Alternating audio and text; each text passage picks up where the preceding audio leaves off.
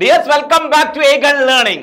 അപ്പോൾ ഓണം എക്സാമിന് ഇനി 15 ദിവസങ്ങൾ മാത്രമാണ്. വളരെ കുറച്ച് ദിവസങ്ങൾ കൊണ്ട് ഫുൾ മാർക്ക് വാങ്ങാൻ പറ്റുന്ന ഒരു പ്ലാനുമായിട്ടാണ് ഞങ്ങൾ രണ്ടുപേരും വന്നിരിക്കുന്നത് അല്ലേ? പ്ലാൻ 3 കാറ്റഗറി ഓഫ് സ്റ്റുഡൻസിനാണ്. ഇതുവരെ റിവിഷൻ ഒക്കെ സ്റ്റാർട്ട് ചെയ്യാൻ റെഡി ആയിട്ടിരിക്കുന്നവര്, ഒന്നും പഠിച്ചു തുടങ്ങാത്തവർ, അതെ, ഒന്നും പഠിച്ചു തുടങ്ങാത്തവർക്കും ഫുൾ മാർക്ക് കിട്ടുന്ന ഒരു കറക്റ്റ് പ്ലാൻ കേട്ടോ.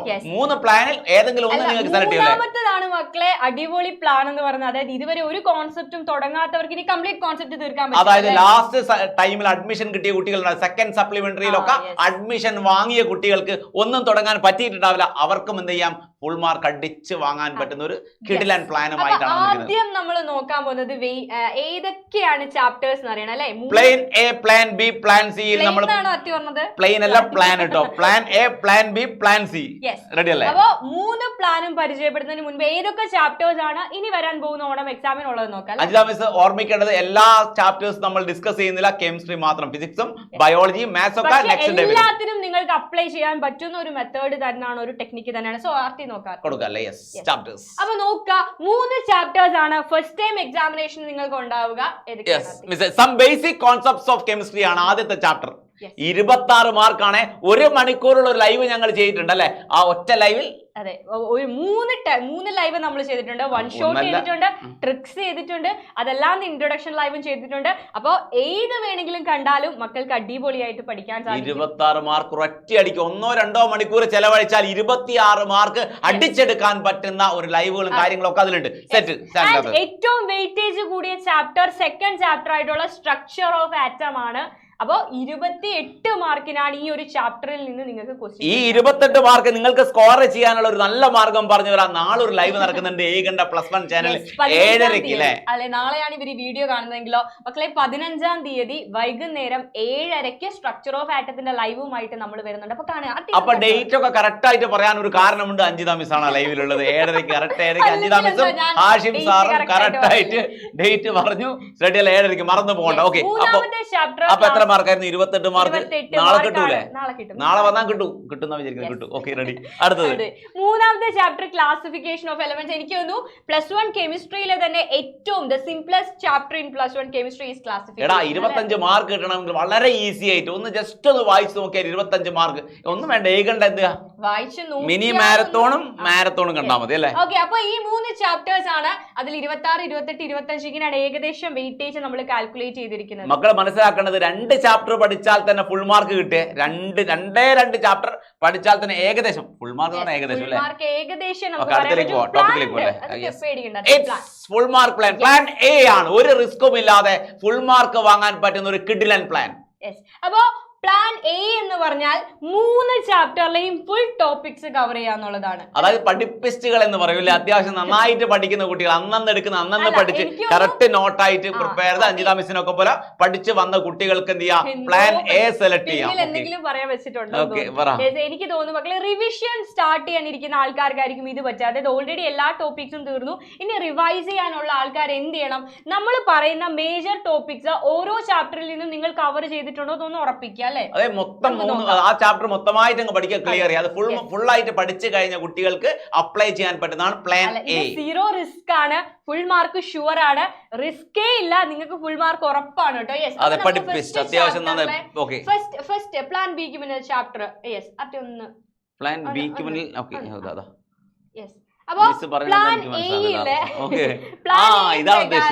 ഏതൊക്കെ ചാപ്റ്റർ ആണ്, ഏതൊക്കെ ടോപ്പിക്സ് ആണ് നിങ്ങൾ കവർ ചെയ്യേണ്ടത്? First chapter basic concepts of കെമിസ്ട്രിയിൽ മോൾ കാൽക്കുലേഷൻ ആണ്. വളരെ ഈസി ആയിട്ട് 1 മാർക്ക് 2 മാർക്ക് വാങ്ങാൻ പറ്റുന്ന മോൾ കാൽക്കുലേഷൻ, ഷോർട്ട് കട്ട്. ഇതിൽ ആദ്യത്തെ 2 ടോപ്പിക്സ് മോൾ കാൽക്കുലേഷനും ലിമിറ്റിംഗ് റിയേജന്റും, ഈ 2 ടോപ്പിക്സും ഈസി ആയിട്ട് ട്രിക്സ് മാത്രം ഉപയോഗിച്ച് ചെയ്യാൻ പറ്റും. അത് 2 എണ്ണം നമ്മൾ ചെയ്തിട്ടുണ്ട്. ഒരു കോണ്ടന്റ് വീഡിയോ, ഒരു 20 മിനിറ്റ് കോണ്ടന്റ് വീഡിയോ ഉണ്ട്, ലൈവും ഉണ്ട്. അല്ല, നിങ്ങൾക്ക് ഇഷ്ടമുള്ളത് ഏതും കാണാം. ഏകണ്ട ലൈവ് മാത്രം വളരെ കുറഞ്ഞ സമയം കൊണ്ട് തന്നെ നിങ്ങൾക്ക് ആ മാർക്ക് നിങ്ങൾക്ക് സ്കോർ ചെയ്യാം. അത് ഏകണ്ട ലൈവ് അല്ല, ഏത് ലൈവ് ആയാലും കുഴപ്പമില്ല. എന്തായാലും ഈ ടോപ്പിക് പഠിച്ചു എന്ന് നിങ്ങൾ ഉറപ്പ് വരും. ബേസിക്കലി നമുക്ക് മാർക്ക് കിട്ടണം. അത് എന്ത് ലൈവ് കണ്ടാലും ബേസിക്കലി മാർക്ക് കിട്ടണം. മാർഗമല്ല, ലക്ഷ്യമാണ് പ്രധാനം. പറ്റുമോ പറയാനൊക്കെ? സ്റ്റോയിഷ്യോമെട്രി കാൽക്കുലേഷൻ, അതിനും നമ്മൾ സിംപ്ലസ്റ്റ് ട്രിക്സ്.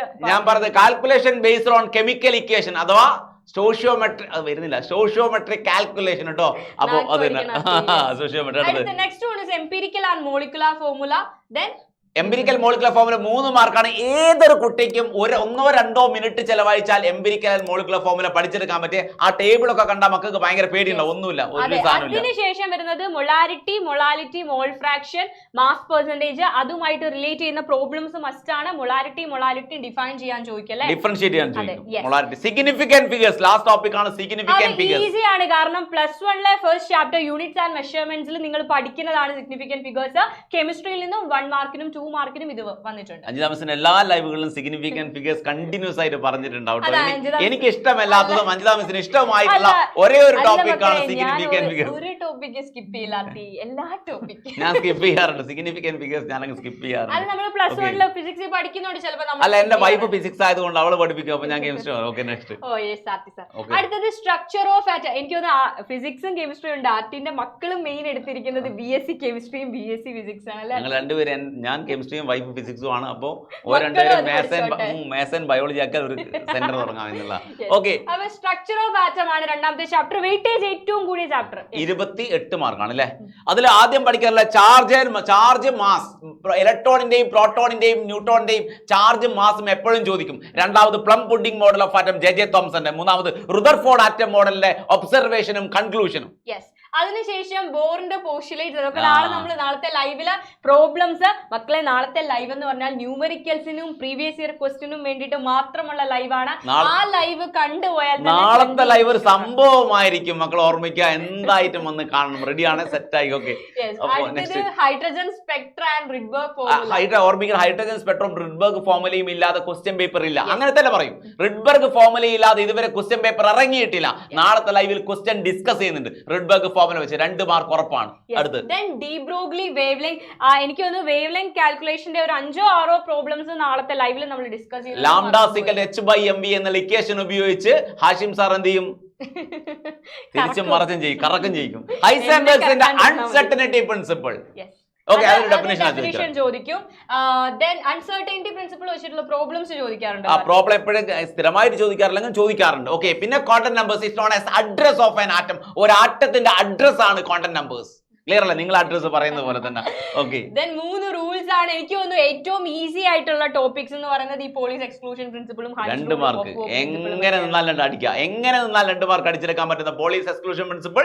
ഇലക്ട്രോൺ എങ്ങനെ അറേഞ്ച് ചെയ്യണം അല്ലേ? അതായത് ആറ്റത്തിനുള്ളിൽ, ഷെല്ലുകളിൽ, സബ്ഷെല്ലിൽ, ഓർബിറ്റലിൽ ഇലക്ട്രോണുകൾ എങ്ങനെ ഇരിക്കണമെന്ന് പറയുന്നത് 3 റൂളാണ് അല്ലേ? And next one is classification of elements and periodicity in properties. അതെ, അല്ല, ഇതില് ആദ്യം ഹിസ്റ്ററി ഓഫ് പീരിയോഡിക് ടേബിൾ ആണ്. അവിടെ ഡൊബറൈൻ്റെ ട്രയാഡ്സ് ഉണ്ട്, ന്യൂലാൻഡ് ഒക്ടേവ്സ് ഉണ്ട്, മെന്റലിന്റെ പീരിയോഡിക് ടേബിൾ, അതിന്റെ advantages, disadvantages, modern periodic law, Mendeleev's periodic law. 1 മാർക്കിനും 2 മാർക്കിനും ചോദിക്കുന്നതാണ് എപ്പോഴും. ദെൻ വരുന്നത് പീരിയോഡിക് പ്രോപ്പർട്ടീസ് ആണ്. Ionisation enthalpy. അയോണൈസേഷൻ എൻതാൽപ്പിയിൽ നിങ്ങൾ നോക്കിയാൽ മതി. ബെർലിയത്തിന്റെയും ബോറോണിന്റെയും അയോണൈസേഷൻ എൻതാൽപ്പി കമ്പയർ ചെയ്യാനുണ്ടാവും. ഓക്സിജന്റെയും നൈട്രജന്റെയും അയോണൈസേഷൻ എൻതാൽപ്പി കമ്പയർ ചെയ്യാനുണ്ടാവും. ഈസിയാണ്. അതായത് അയണൈസേഷൻ എൻതാൽപ്പിയിൽ ആകെ ചോദിക്കുക അയണൈസേഷൻ എൻതാൽപ്പിയുടെ ഡെഫിനിഷൻ, അത് ഗ്രൂപ്പിലും പീരീഡിലും എങ്ങനെ വേരി ചെയ്യുന്നു, കൂടാണോ കുറയാണോ അതിന്റെ റീസൺ. ദെൻ എന്താണ് അയണൈസേഷൻ എൻതാൽപ്പി എഫക്ട് ചെയ്യുന്ന ഫാക്ടേഴ്സ്, ആർട്ടി പറഞ്ഞ 2 എക്സെപ്ഷൻസ്. ഇതിൽ കൂടുതൽ ഒന്നും ഉണ്ടാവില്ല. ഇത് പഠിച്ചാൽ തന്നെ 4 മാർക്ക് ഉറപ്പാ ചാപ്റ്ററിന്. ഓക്കെ, പിന്നെ അറ്റോമിക് ആൻഡ് അയോണിക് റേഡിയ ഇതേപോലെ അയണൈസേഷൻ എങ്ങനെ പഠിക്കുന്നു. അതുപോലെ അയോണിക് റേഡിയയിൽ ഐസോ ഇലക്ട്രോണിക് സ്പീഷീസിനെ ഐഡന്റിഫൈ ചെയ്യാനും ഡിഫൈൻ ചെയ്യാനും ചോദിക്കും. പിന്നെ പറയുന്നത് electronegativity, electron gain enthalpy. Electron gain എൻതാൽപ്പിയിൽ ഫ്ലൂറിന്റെയും ക്ലോറിന്റെയും ഇലക്ട്രോൺ ഗെയിൻ എൻതാൽപ്പി കമ്പയർ ചെയ്യാൻ കഴിഞ്ഞ 8 വർഷങ്ങളിൽ റിപ്പീറ്റ് ചെയ്ത് ചോദിക്കുന്ന ചോദ്യമാണ്. ആ ഫ്ലൂറിന്റെയും ക്ലോറിന്റെയും കേസ് അതില്ലാത്തൊരു ക്വസ്റ്റ്യൻ പേപ്പർ ഇല്ല. ഇനി വരാൻ പോകുന്ന ഓണം എക്സാമിനും അതുണ്ടായിരിക്കും. അതില്ലാത്ത ക്വസ്റ്റ്യൻ പേപ്പർ ഇല്ല എന്ന് തന്നെ അഞ്ജിത മിസ് ഉറപ്പിച്ച് പറയുന്നുണ്ടെങ്കിൽ അത് ഉണ്ടാവത്തില്ല. ഓക്കെ, അടുത്തത് നമുക്ക് നോക്കാം. ഇത് കേട്ട എക്സാം ഉണ്ടാവത്തില്ല. ഉണ്ടാവും. സോറി മാറിപ്പോയി. അത് ഉണ്ടാവും എന്തായാലും. Anomalous properties of second period of elements 2 മാർക്കിന് ചോദിക്കുന്നതാണ്. അനോമലസ് പ്രോപ്പർട്ടി എന്താണ്, അതിന്റെ റീസൺ എന്താണ്, 2 മാർക്കിന് പഠിച്ചു വെക്കാൻ. ഞാൻ ഓവറായിട്ട് ഈ ചാപ്റ്റർ അഭിപ്രായം പറയില്ല, കാരണം ഞാൻ ഈ ചാപ്റ്റർ എടുക്കാറില്ല. ഓക്കെ, അടുത്ത് ഞാൻ വിട്ടു കൊടുക്കാറില്ല. അതുകൊണ്ടാണ്. അപ്പൊ ഇനി രണ്ടാമത്തേത്, അപ്പൊ പ്ലാൻ എ കണ്ടു, പ്ലാൻ എയില് ഈ മുഴുവൻ ടോപ്പിക്സും പഠിച്ചു എന്ന് ഉറപ്പ് വരുത്തുക. Then plan B. ഈ ടോപ്പിക് പഠിച്ച ഒരു കുട്ടിക്ക് പ്ലാൻ എ തന്നെയാണ്, പഠിച്ചു കഴിഞ്ഞവന് പ്ലാൻ തന്നെ ആക്സെപ്റ്റ് ചെയ്തോ. എല്ലാവരും പ്ലാൻ എ ആണ് നിങ്ങൾക്ക് പ്രിഫർ ചെയ്യാം, പക്ഷെ നിങ്ങൾക്ക് ചൂസ് ചെയ്യാം. യെസ്. അപ്പൊ പ്ലാൻ ബി എന്താണ് അർത്ഥി? പ്ലാൻ ബി എന്ന് പറഞ്ഞാൽ അഡ്മിഷൻ ഫസ്റ്റ് അലോട്ട്മെന്റിൽ അഡ്മിഷൻ കിട്ടിയിട്ടുണ്ടാവില്ല, ചിലപ്പോൾ സെക്കൻഡിലോ തേർഡിലോ ആയിരിക്കും നിങ്ങൾക്ക് അഡ്മിഷൻ കിട്ടി. അവർക്കൊക്കെ പ്ലാൻ ബി സെലക്ട് ചെയ്യാം കേട്ടോ. കുറച്ച് ലേറ്റ് ആയിട്ടാണ് ലേറ്റ് ആയിട്ട് ജോയിൻ ചെയ്തവർക്ക് വേണ്ടിയിട്ടുള്ള പ്ലാൻ ആണ്. അപ്പൊ എനിക്ക് തോന്നുന്നത് മക്കളെ, നിങ്ങൾക്ക് ഇതിൽ നിന്ന് 2 ചാപ്റ്റർ ചൂസ് ചെയ്യാം. അപ്പൊ നിങ്ങൾക്ക് ഇപ്പൊ അറ്റോമിക് സ്ട്രക്ചർ ഡിഫിക്കൽട്ട് ആണെന്ന് തോന്നിയാൽ നിങ്ങൾ 3rd ചാപ്റ്റർ ചൂസ് ചെയ്തോ. പക്ഷെ 2ാമത്തെ ചാപ്റ്റർ വെയിറ്റേജ് കൂടിയ ചാപ്റ്റർ ആണ്. ഇൻ ഫസ്റ്റ് ചാപ്റ്ററിലെ പ്രോബ്ലംസ് പ്രശ്നമാണെങ്കിൽ അത് വിടാം. 2 ചാപ്റ്റർ അത് പ്രോബ്ലം ന്യൂമറിക്കൽ സ്കിൽ ഇല്ലാത്ത കുട്ടിക്ക് സെക്കൻഡും തേർഡും സെലക്ട് ചെയ്യാം. ന്യൂമറിക്കൽ സ്കിൽ ഉള്ള കുട്ടിക്ക് ഫസ്റ്റും സെക്കൻഡും സെലക്ട് ചെയ്യാം. കുറച്ച് ന്യൂമറിക്കൽസ് ന്യൂമറിക്കൽ സ്കിൽ ഉള്ള കുട്ടിക്ക് ഫസ്റ്റും സെക്കൻഡും സെലക്ട് ചെയ്യാം. അപ്പൊ നോക്കുക, ആ 2 ചാപ്റ്ററും നിങ്ങൾ കംപ്ലീറ്റ് പഠിച്ചിരിക്കണം. ഒരു മാർക്ക് പോലും നഷ്ടപ്പെടാൻ പാടില്ല. 5 ദിവസം ഞാൻ പറഞ്ഞൊരു കറക്ഷൻ ഉണ്ട്. ന്യൂമറിക്കൽസ് ഇല്ല എന്ന് പറയാൻ പറ്റില്ല, നമ്മൾ ഡെവലപ്പ് ചെയ്യുന്നതാണല്ലോ കേട്ടോ. ന്യൂമറിക്കൽസ് ഇല്ല എന്നല്ല, നമുക്ക് വളരെ കുറച്ച് സമയം കിട്ടിയിട്ടുള്ളൂ. അതായത് മക്കളെ, നിങ്ങൾക്ക് എല്ലാവർക്കും എല്ലാ ചാപ്റ്ററും പഠിച്ചെടുക്കാനുള്ള കഴിവുണ്ട്. പക്ഷെ ഇനി വേണ്ടത് സ്മാർട്ട് വർക്ക് ആണ്. അതായത് വളരെ കുറച്ച് ദിവസങ്ങളേ ഉള്ളൂ. അപ്പൊ എല്ലാം പഠിച്ച് എടുക്കാൻ സമയം വരും. അപ്പൊ സമയം എങ്ങനെ മാക്സിമം യൂട്ടിലൈസ് ചെയ്യാം, അത് മാത്രമാണ് ഞങ്ങൾ. അത് വൈകിട്ട് 6 മണി മുതൽ രാത്രി 12 മണി വരെ പഠിക്കുന്ന കുട്ടിയല്ല, അത് ഹാർഡ് വർക്ക് ആണ്, അത് സ്മാർട്ട് വർക്ക് അല്ല. രാത്രി 9 മണിക്ക് തുടങ്ങി 10:30ക്ക് അവസാനിപ്പിച്ച് അവന് ഫുൾ മാർക്ക് കിട്ടുന്നുണ്ടെങ്കിൽ അവന്റെ വർക്കാണ് സ്മാർട്ട് വർക്ക് എന്ന് പറയുന്നത്. ഈ ഒരു ഇതില് നിങ്ങൾ ചെയ്യേണ്ടത് 2 ചാപ്റ്റർ കംപ്ലീറ്റ് ആയിട്ട് പഠിക്കുക. ആ 2 ചാപ്റ്ററിൽ നിന്നും ഏകദേശം ഒരു 50+ മാർക്ക് നിങ്ങൾക്ക് സ്കോർ ചെയ്യാം. അതായത് ഞാൻ സിമ്പിൾ ആയിട്ട് പറഞ്ഞാൽ, തിയറട്ടിക്കൽ ക്വസ്റ്റിനോട് താല്പര്യമുള്ള കുട്ടിയാണെങ്കിൽ കൂടുതലായിട്ട് 2ും 3ും ചാപ്റ്ററും പഠിക്കുക. ന്യൂമറിക്കൽസിൽ കൂടുതൽ കഴിവുള്ള കുട്ടിയാണെങ്കിൽ ഫസ്റ്റും സെക്കൻഡും സെലക്ട് ചെയ്യാം. എന്നാലും ഫുൾ മാർക്ക് ആവില്ല. ഫുൾ മാർക്ക് ആവണമെങ്കിൽ ഒരു കാര്യം കൂടെ ചെയ്യണം. നിങ്ങൾ അതായത് നിങ്ങൾ പഠിക്കാതെ ഉപേക്ഷിച്ച ആ 3ാമത്തെ ചാപ്റ്ററിന്റെ മുഴുവൻ പ്രീവിയസ് ഇയർ ക്വസ്റ്റ്യൻസും നിങ്ങൾ ചെയ്യണം. സെറ്റ് ആയിട്ട് പഠിച്ചു വെക്കുക. ഓക്കേ, പ്രീവിയസ് നെറ്റിൽ അവൈലബിൾ ആണ്, HSS ലൈവിലൊക്കെ അവൈലബിൾ ആണ്. പ്രീവിയസ് ഇയർ ക്വസ്റ്റ്യൻ ഒക്കെ കോണ്ടന്റ് വീഡിയോ നിങ്ങൾക്ക് പ്രൊവൈഡ് ചെയ്യും. ഏത് സോഴ്സിൽ നിന്ന് നിങ്ങൾക്ക് കിട്ടും, ഏകണം നിങ്ങൾക്ക് പ്രൊവൈഡ് ചെയ്യും. നിങ്ങൾക്ക് ഇഷ്ടമുള്ള സോഴ്സിൽ നിന്ന് എടുത്ത് നിങ്ങൾക്ക് പഠിക്കാം. ഏകണ്ട ക്ലാസ്സുകളൊക്കെ ഡിസ്കസ് ചെയ്യുന്നത് പ്രീവിയസ് ഇയർ PYQ തന്നെയായിരിക്കും. Okay, ready. അപ്പോ അത് പ്രത്യേകം ശ്രദ്ധിക്കുക. PYQവിൽ നിന്ന് നല്ലൊരു മാർക്ക് നിങ്ങൾക്ക് 10ഓ 15ഓ സ്കോർ ചെയ്യാൻ സാധിക്കും. അടുത്ത പ്ലാൻ നോക്കിയാൽ തേർഡ് പ്ലാൻ. അപ്പൊ പ്ലാൻ ബി 5% റിസ്ക് ഉണ്ട്. കാരണം ഒരു ചാപ്റ്റർ നമ്മൾ പഠിക്കുന്നില്ല. ഈവൻ സ്ട്രക്ചർ ഓഫ് ആറ്റത്തിലെയോ അല്ലെങ്കിൽ ആദ്യത്തെ ചാപ്റ്ററിലെയോ ന്യൂമറിക്കൽസിൽ തെറ്റ് വന്നാൽ 2ഓ 3ഓ മാർക്ക് പോകും, അത് പണി കിട്ടും. അതുകൊണ്ട് എന്ത് ചെയ്യുക, നന്നായിട്ട് ശ്രദ്ധിക്കുക. പ്ലാൻ ബിയിൽ 5% റിസ്ക് ഉണ്ട്. പ്ലാൻ എ തന്നെ സെലക്ട് ചെയ്തു. തൽക്കാലം ഈസി ആയിട്ട് പഠിച്ചെടുക്കാൻ പറ്റുന്ന 3rd ചാപ്റ്റർ ആണ്. ആയിരിക്കും. അപ്പൊ അടുത്തത് പ്ലാൻ സി. 50% റിസ്ക് ആണ്. കളിക്കരുത്, ഞാൻ പറഞ്ഞു തരാം. കൂടുതൽ പറയണോ? ഡീറ്റെയിൽ പറയണോ? അപ്പൊ കൂടുതൽ ഡീറ്റെയിൽ. ഓക്കെ, അപ്പൊ കംപ്ലീറ്റ് പിക്ചർ ഞാൻ ഇവിടെ വരച്ച് കാണിച്ചു തരാം. അപ്പൊ മക്കളെ, പ്ലാൻ സി എന്ന് പറഞ്ഞാൽ 50% റിസ്ക് ഉണ്ട്. ലാസ്റ്റ് അഡ്മിഷൻ കിട്ടിയ കുട്ടികൾ കിട്ടോ. അത് മാത്രമല്ല, ലാസ്റ്റ് അഡ്മിഷൻ കിട്ടിയ കുട്ടികൾ മാത്രമല്ല, ഈവൻ ഞാൻ പഠിക്കുന്ന ടൈമിലാണെ പോലും എക്സാമിന്റെ ഒരു ചൂട്, എക്സാമിന്റെ ഒരു പ്രഷർ വരിക എന്ന് പറയുന്നത് എക്സാമിന്റെ ഒരു 2-3 ദിവസം മുന്നേ ആയിരിക്കും. അപ്പൊ ആ കുട്ടികൾക്കൊക്കെ ആപ്ലിക്കബിൾ ആയിട്ടുള്ളതാണ് പ്ലാൻ സി. നമ്മൾ 2 ദിവസം മുന്നേ പുസ്തകം ഉള്ളതെങ്കിൽ നമ്മൾ ഫുൾ മാർക്ക് നേടും. കഴിവ്. നമുക്ക് ബുക്ക് എടുത്ത് നോക്കുന്ന സമയത്ത് നമുക്കൊന്നും മനസ്സിലാവുന്നില്ല. പുക എങ്ങനെ പോകും, തലേന്ന് പുക പോവുകയാണെങ്കിൽ നിങ്ങൾ ഓർമ്മിച്ചോ, എനിക്ക് ഓപ്റ്റ് ചെയ്യേണ്ടത് പ്ലാൻ സി. ഞാൻ പഠിക്കുന്ന സമയത്ത്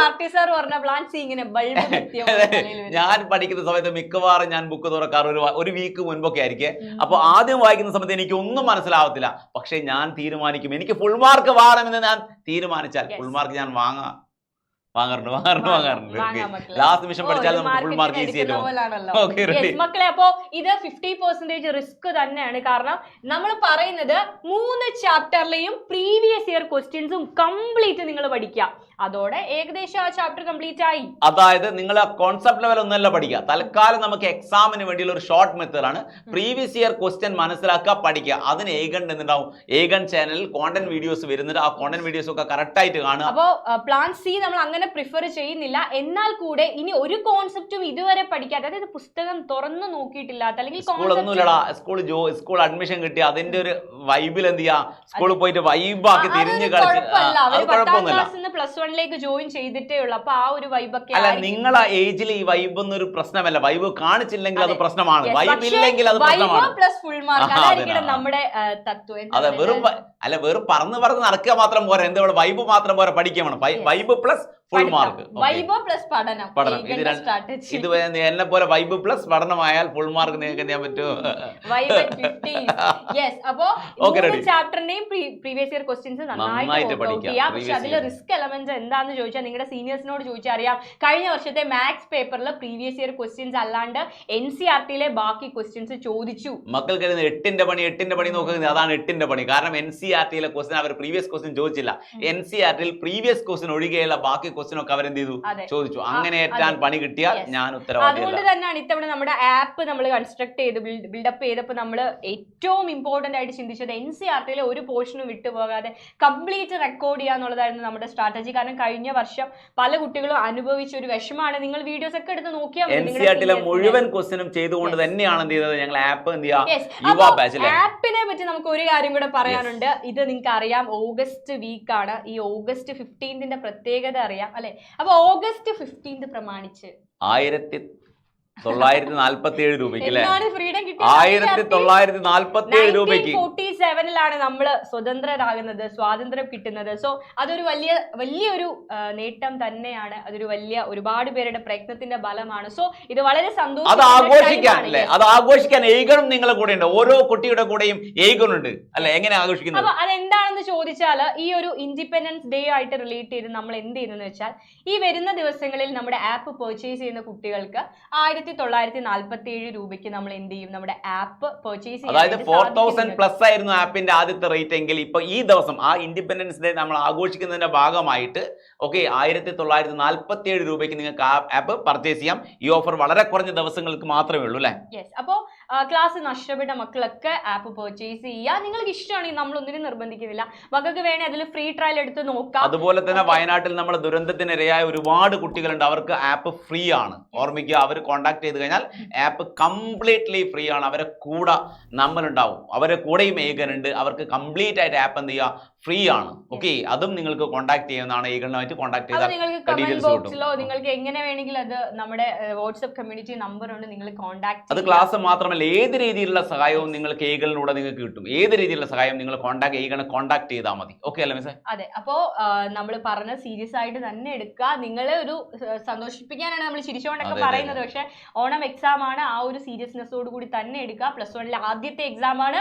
അടിപൊളിയായിട്ട് എഴുതുക. ആ ഒരു മാർക്കാണ് നിങ്ങളെ ഈ വർഷത്തെ കോൺഫിഡൻസ് എന്ന് പറയുന്നത്. കോൺഫിഡൻസ് ആണ് ഈ മാർക്ക് നിങ്ങൾക്ക് തരാൻ പോകുന്നത്. അത് മാത്രമല്ല, ഞാൻ സയൻസ് എടുത്തത് പ്രശ്നമായി എന്ന് തോന്നാതിരിക്കണമെങ്കിൽ എന്ത് വേണം? ടേം എക്സാമിനും വളരെ കുറച്ച് സമയമുള്ളൂ. അപ്പൊ ഈ ഒരു പോർഷൻസ് സെക്കൻഡ് ടേമിലേക്കും ചോദിക്കും. അപ്പൊ ഇപ്പോഴേ പഠിച്ചു വെക്കുക. അത് വളരെ നിങ്ങൾക്ക് യൂസ്ഫുൾ ആയിരിക്കും. അപ്പൊ നന്നായിട്ട് പഠിക്കുക. All the best.